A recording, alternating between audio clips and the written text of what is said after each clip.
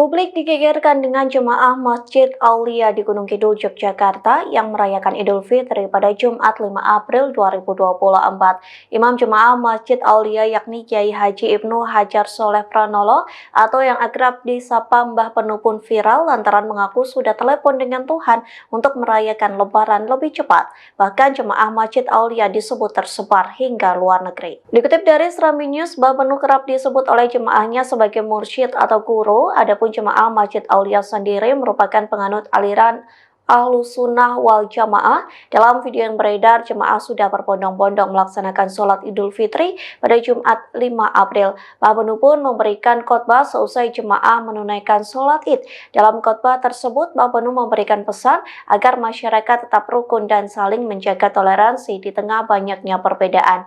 Kemudian para jemaah bergantian bersalaman dengan Mbah Penu. Di video terpisah, pria paruh baya itu mengaku diperintah langsung oleh Tuhan untuk merayakan Lebaran lebih cepat melalui sambungan telepon. Dikutip dari Kompas.com, Mbah Penu juga mengaku tidak mengetahui pasti jumlah seluruh jemaahnya, namun ia mengklaim jemaahnya berada di seluruh wilayah bahkan luar negeri.